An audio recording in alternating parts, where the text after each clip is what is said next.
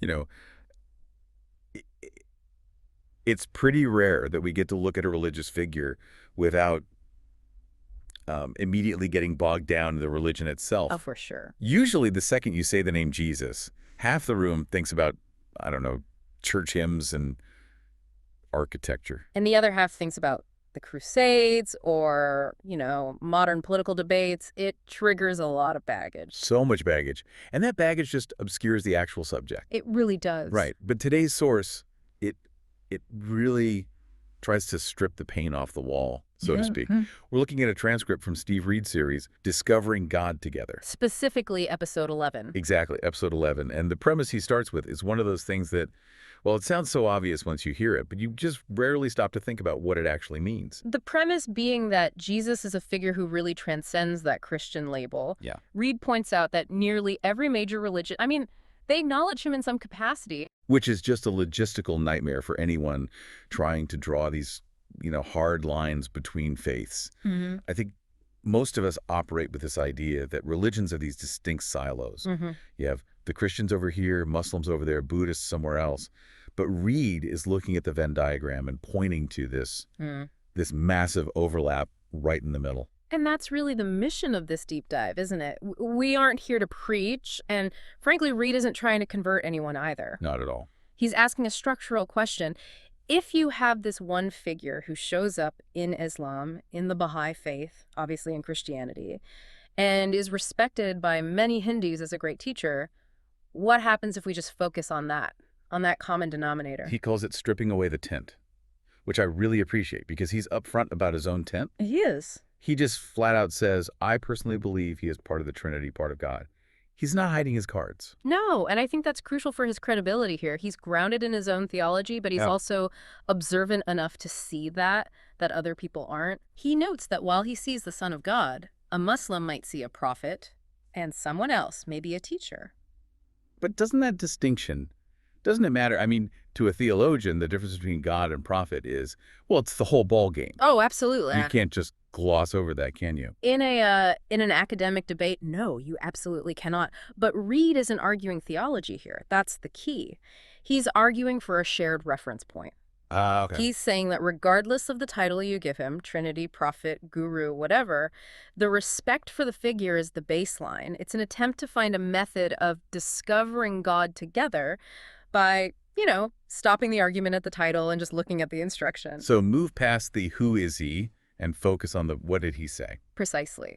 If everyone agrees he's worth listening to, whether as God or just as a very wise man, then the next logical step is to look at what he actually told people to do. And this is where the source takes a really sharp turn, because Reed starts deconstructing the message by highlighting what Jesus didn't say. The negative definition, it's so effective. And I feel like this is the part that probably upsets some traditionalists. He points out that Jesus never said, go out and make Christians of the world. Which is, it's historically accurate. And he didn't give a formula. They say these 3 sentences, sign this card and you're saved, kind of thing. Right. Reed points out that those structures, the religion of Christianity itself, they didn't even exist at the time. And this is such a crucial distinction that gets lost in, modern discourse. We see history through the lens of the present. We see a steeple and a cross and just assume that was the plan from day one. Yeah. Reed is asking us to step into a time machine. He's stripping away 2,000 years of councils and schisms and institutional development just to look at the raw data. The historical figure wasn't founding a 501c3. So if he wasn't handing out membership cards, what was the actual instruction? Because Reed boils it down to just 2 words, follow me. Follow me. It's Uh-huh. deceptively simple, isn't it? It sounds simple, but it's also incredibly vague. Follow me could mean anything. It could mean, literally walk behind me. It could.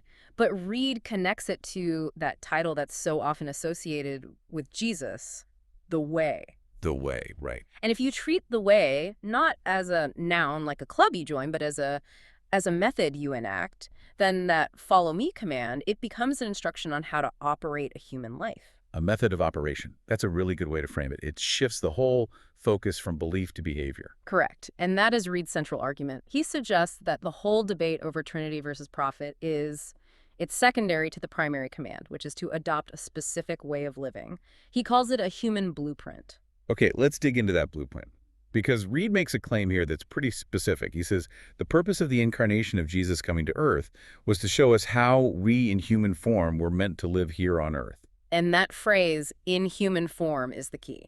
It makes him sound almost like a prototype, like he's the factory setting for how a human is supposed to run before we install our own buggy software. That's actually a very fitting analogy. If you view the way as the original operating system, then Reed is identifying the core kernel of that OS. And he identifies two distinct processes. The first one is vertical, union with the Father. Okay, we need to pause on this. Union with the Father.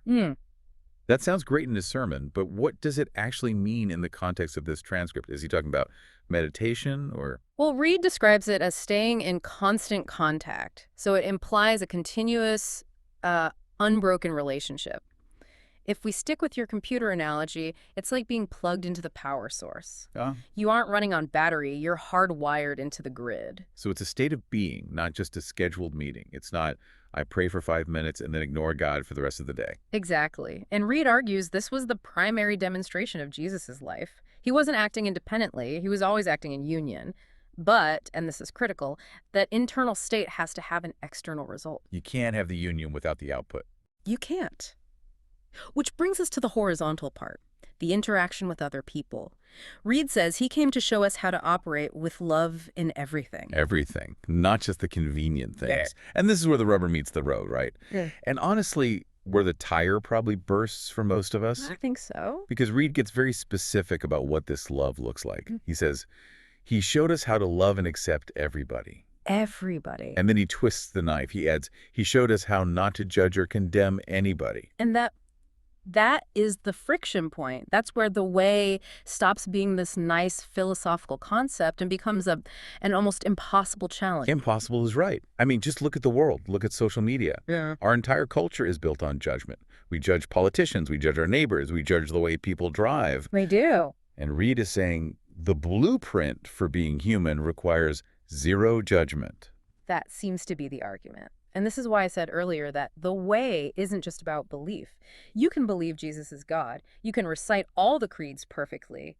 But if you are judging your neighbor, according to Reed's definition, you aren't following. Wow. That is a harsh metric. Yeah. It basically disqualifies almost everyone. Or maybe it reframes the goal. Reed connects the union with the non-judgment.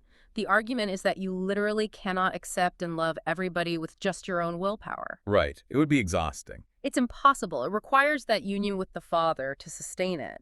If you unplug from the source, the judgment comes right back because the human ego takes over again. So the union is the fuel for the non-judgment. Exactly. They are mechanically linked in this blueprint. You really can't do one without the other. And Reed does mention there's a payoff, right? This isn't just about being a martyr or suppressing your annoyance with people. No, and this is where he really departs from that sort of pie-in-the-sky religion.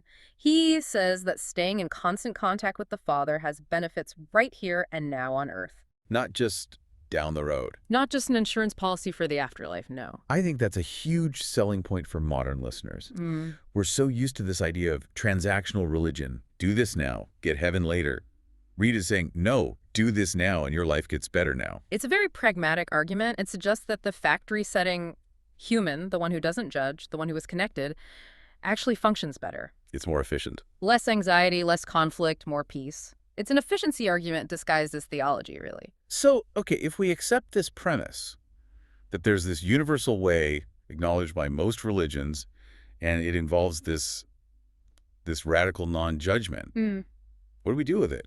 Because Reed doesn't just leave it as a theory. No, he issues what we might call the pragmatic challenge. He throws down the gauntlet. He really does. He synthesizes his whole point into one devastatingly simple statement. He says, so whatever your beliefs are, whether you believe Jesus was just a prophet, whether you believe he was part of the Trinity, it really doesn't matter as much as are you following the way he showed us? It really doesn't matter as much. Yeah. That is a massive statement coming from someone who believes in the Trinity.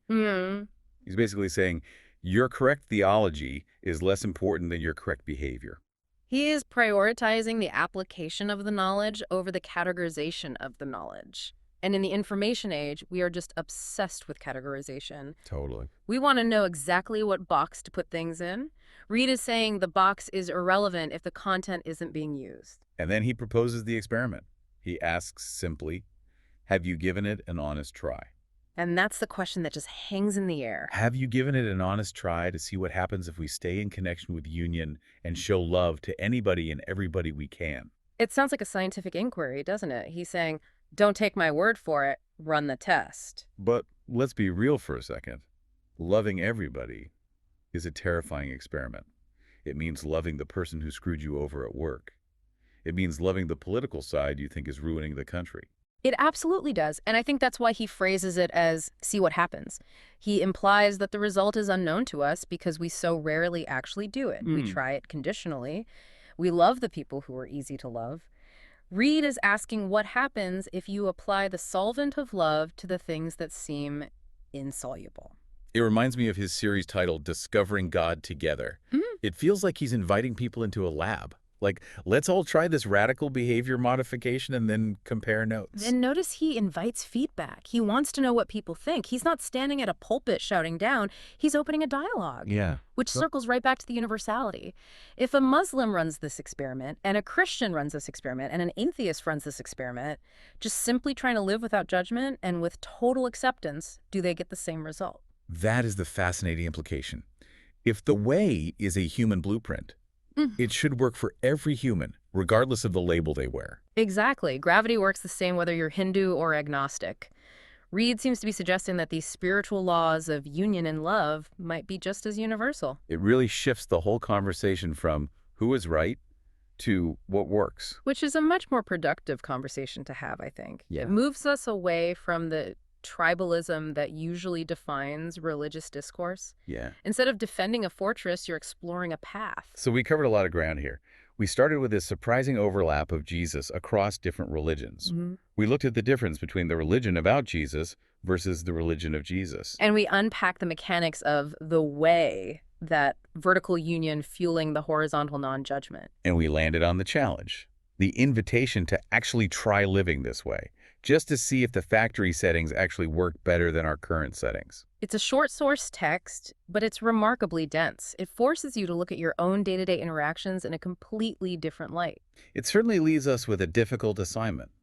This isn't some theology test where you just check true or false. No, it's a behavioral test. It's one you have to take every single time you interact with another person. So as we wrap up, we want to leave you with something to chew on. Something that takes this out of the abstract and puts it right into your Monday morning. We've talked about removing the labels. We've talked about the experiment. So here is the question.